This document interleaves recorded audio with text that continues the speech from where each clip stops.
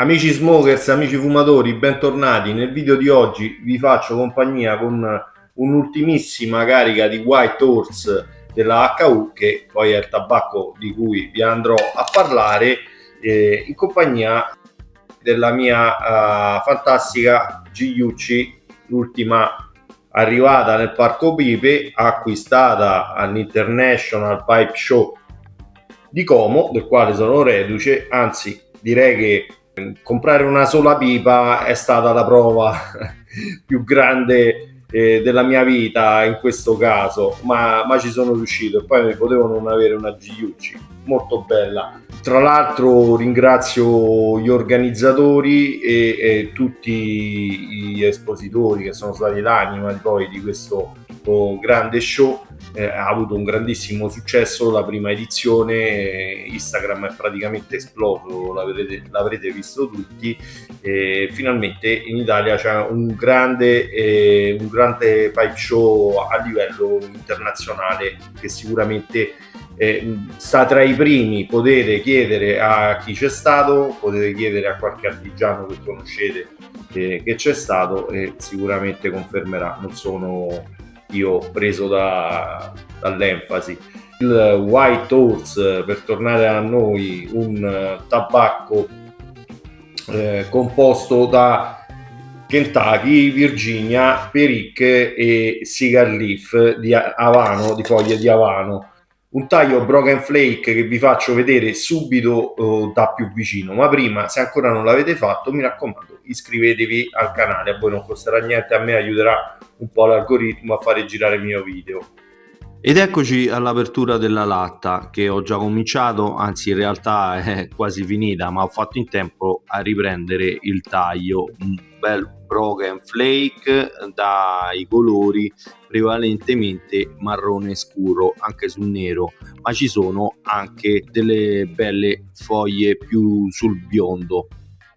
Un'umidità ottimale, direi da 1,10 darei un 6,5, però devo dire che si è mantenuto durante tutto un mese che ho impiegato per finire questa latta, che l'ho tenuta aperta un mese, non si è asciugato, quindi va più che bene.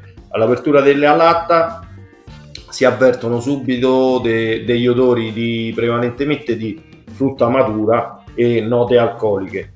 In fumata i sapori si sente subito una prevalenza di Virginia e Perique, quindi queste note di sia frutta matura che paglia e fieno, frutta secca, un pepato che accompagna tutta la fumata, un leggero pepato gradevole, che non so a chi attribuirlo di tutti i tabacchi che ci sono nella miscela.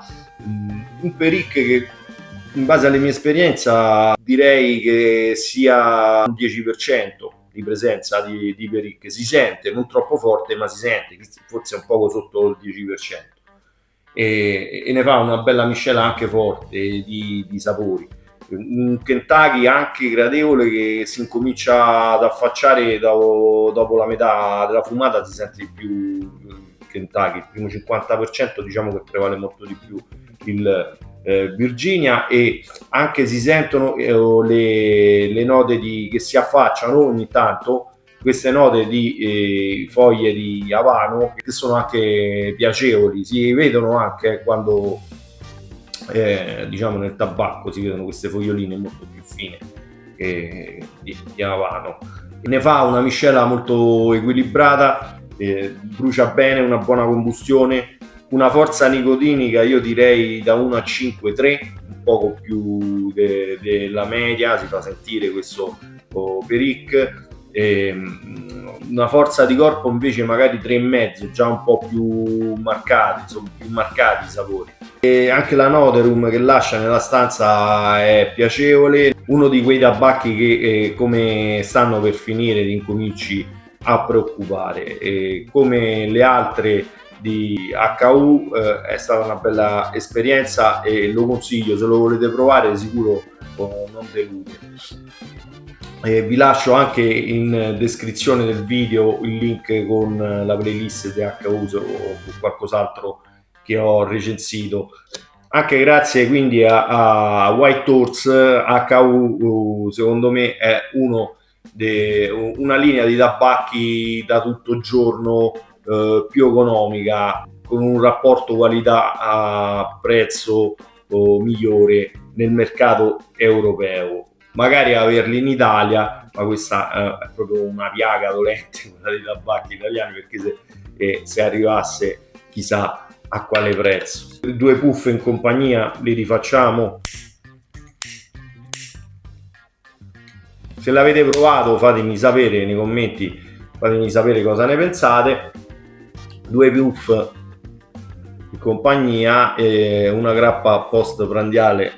Brindo sempre alla vostra salute. Salute.